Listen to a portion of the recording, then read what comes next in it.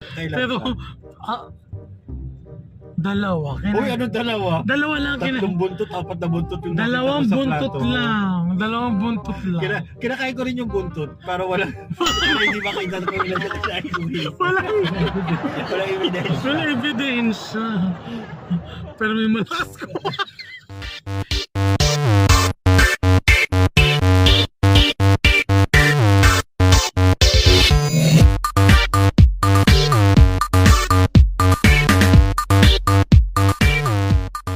Hi guys!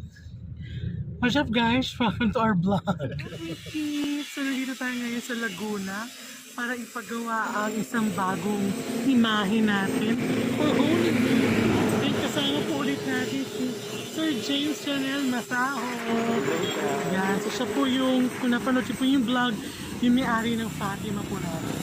And we're here again kina Sir Jeriel para ipakita sa inyo yung paunang paggawa nila for our new imahe. Kung sino po yun, abangan nyo na. Sikreto po muna. At bago kami pagalito. So yan, so nandito kami ngayon sa Laguna. Sasamahan niyo din po kami sa isang restaurant na actually napuntahan na namin dati. Masarap. Masarap. Mas mura. Parang gano'n. Tapos it was owned yata by Chinese, oo. Kaya masarap yung Tago siya, tago. So inaantay lang namin sila Chanora at Tita Doy. And meron din po silang kasama. Ayan na po sila.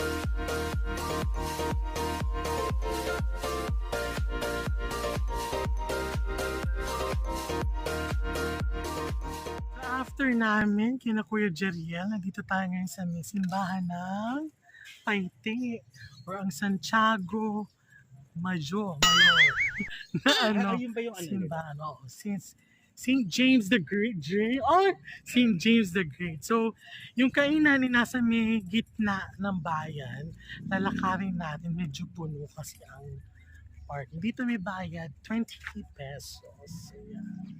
Yung ating church. Mamaya pasok tayo sa suman. Hindi pa ako nakakapasok. Pero pumasok na tayo.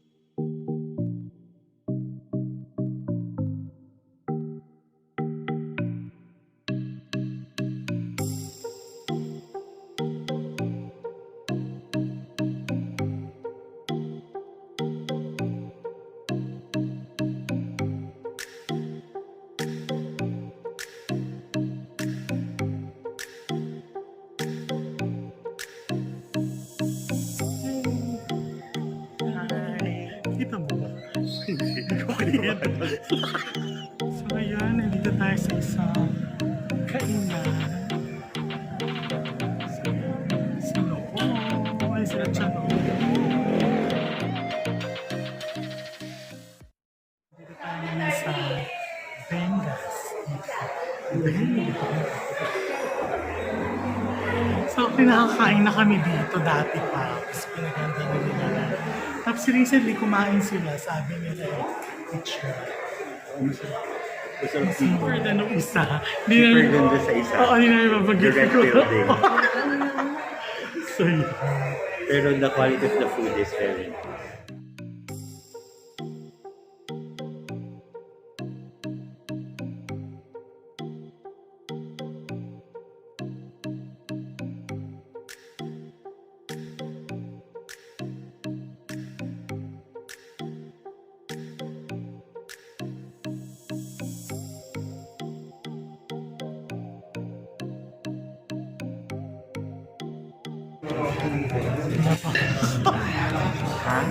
Kinabahan. And Hiniram kasi yung cellphone. Tapos kung saan doon. uno-uno. Which is Oh, wow!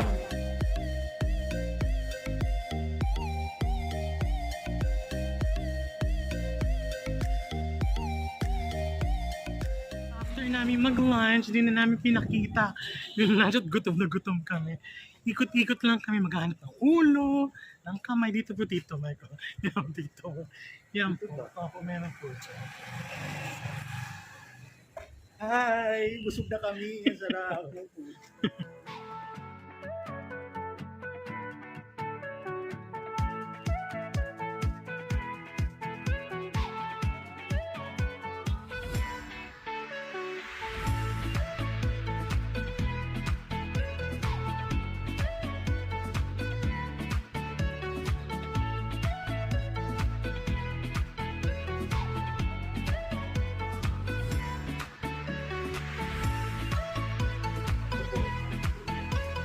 Ang itsura nito ay butas na butas siya. So pupunta naman natin si Mang Omar. Dito pinagawa yung kay Jesus Harapin Herodes.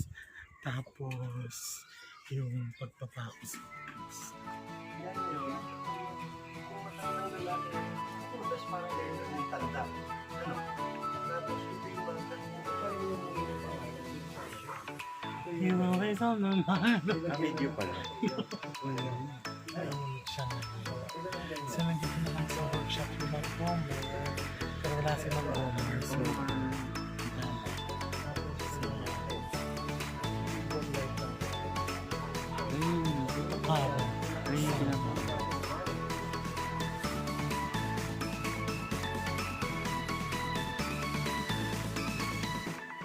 ikot na kami dito sa Taytay within highway para maghanap ng ulo. So syempre sa init ng panahon, ng ulo. si Tito Mike lang ho, bibili lang ng kung ano makakita. So para magpalamig, Max Mango!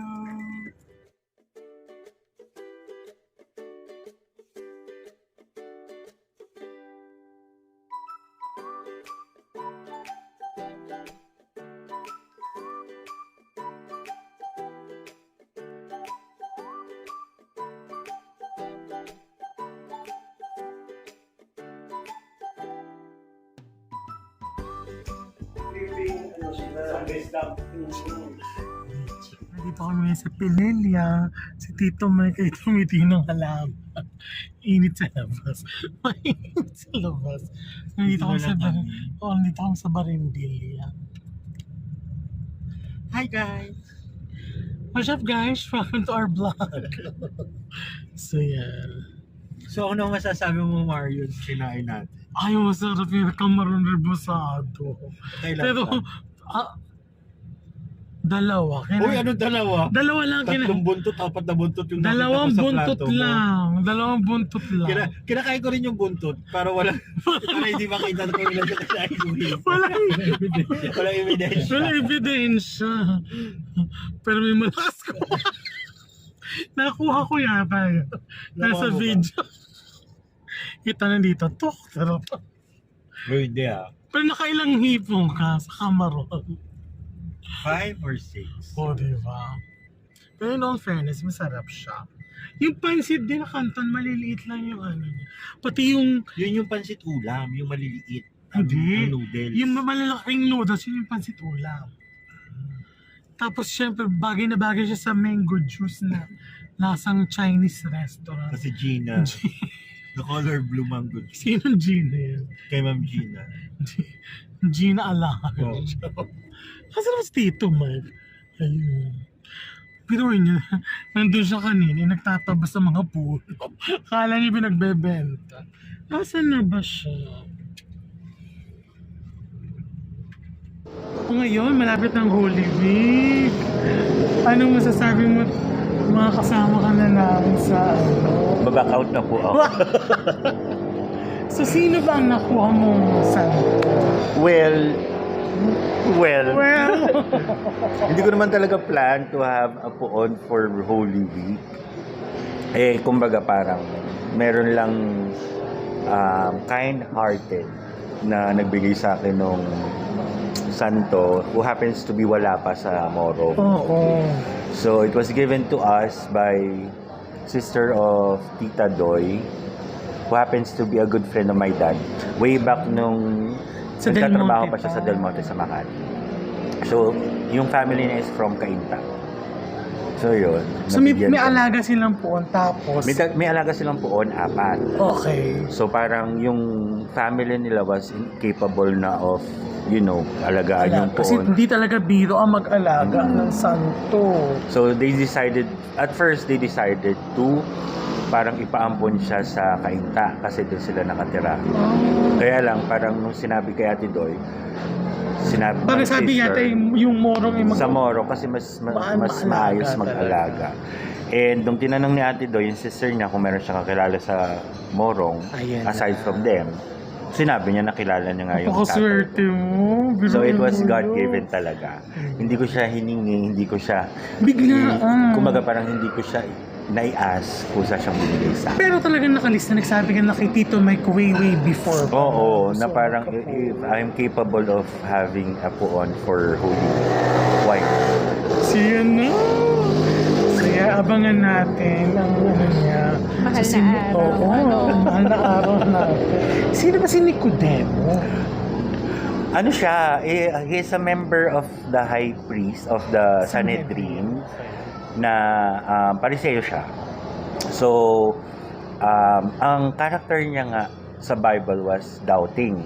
Kasi parang nung nakita niya si Jesus and nakita niya yung teachings and miracles niya, he Naliwanag started to doubt Okay. yung lessons ay yung teachings na alam niya. Okay. So parang he decided to have a secret meeting with Jesus na pinaunlakan naman ni Jesus. And Tapos from tinanong there, niya yung mga oo, so nagliwanagan siya. dun yung mga pamosong lines na parang gusto mong makapunta sa langit Sila ay kailangan mong accept si Jesus. i-anak ulit. You have to be born again. Born again. And parang, kumbaga parang sa kay Nicodemo na misinterpret niya na parang, paano yun? Kailangan ko bang pumasok sa sinapupunan? Magpabautismo. Hindi, I mean, bumalik sa pagkabata.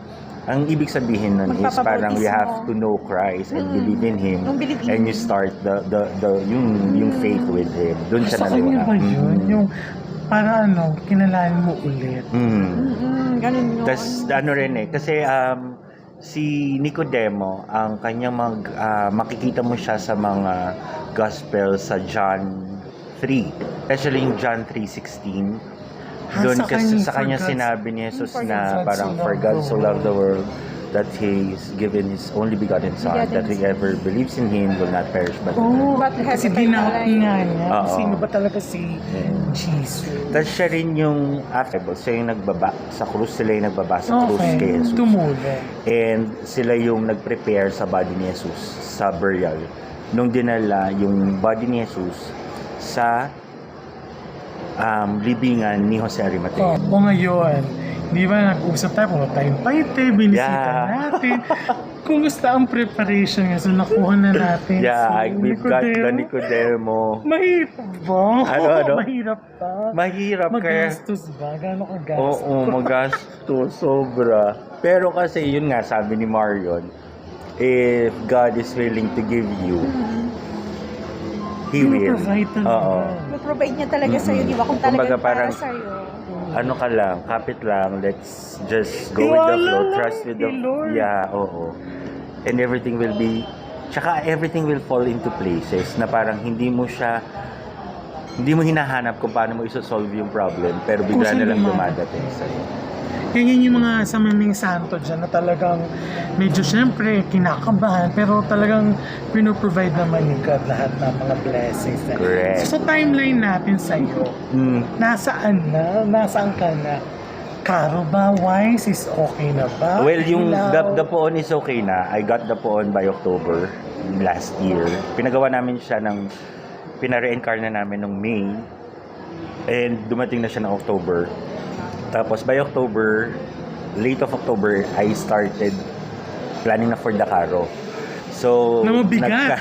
nag-canvas muna ako in different places such as Paite, Bulacan, and Pampanga.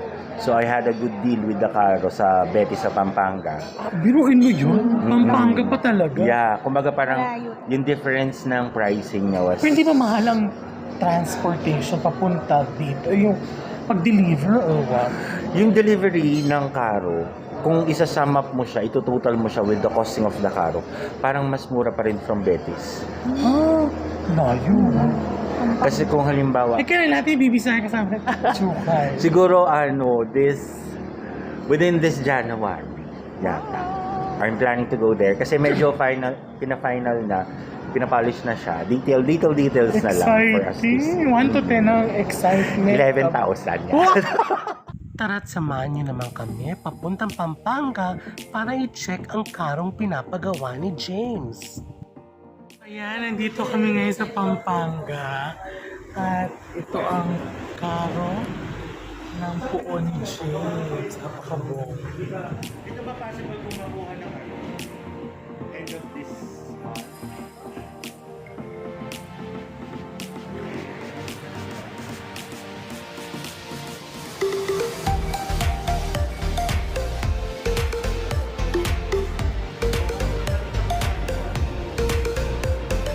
Laro na si G. Lalaro.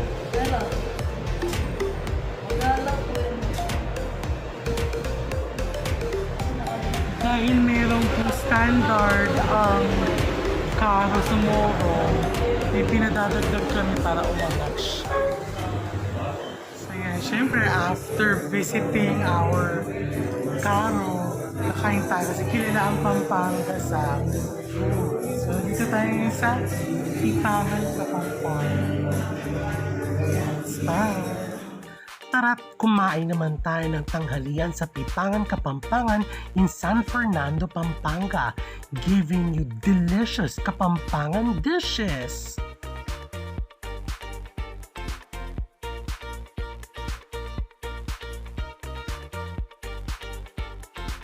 James, Chiki, Kuya Haro, yan. Maraming sila sa pagpunta sa binyag.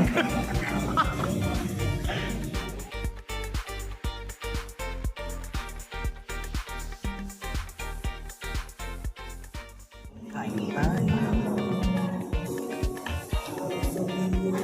Isang kare-kare.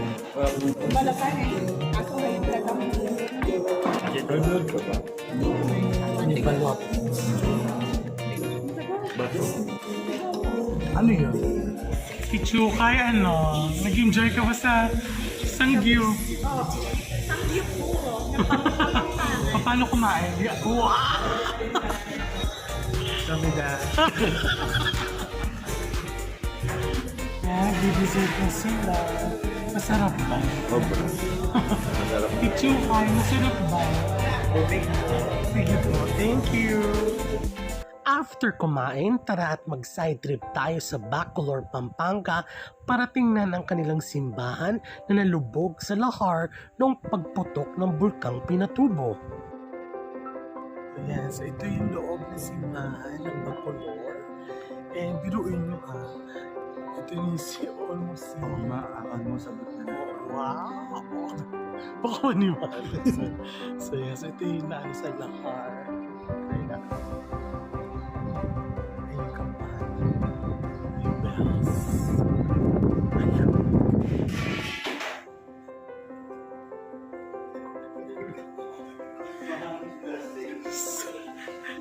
Ito yung original na pintuan. Dito na ngayon pumapasok ang tao.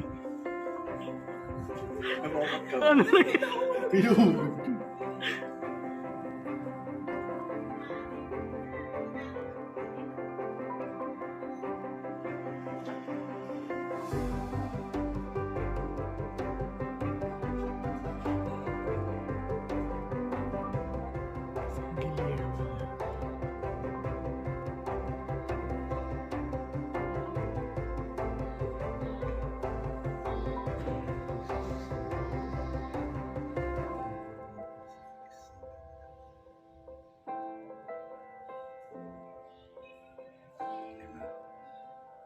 Hindi tayo may gusto mo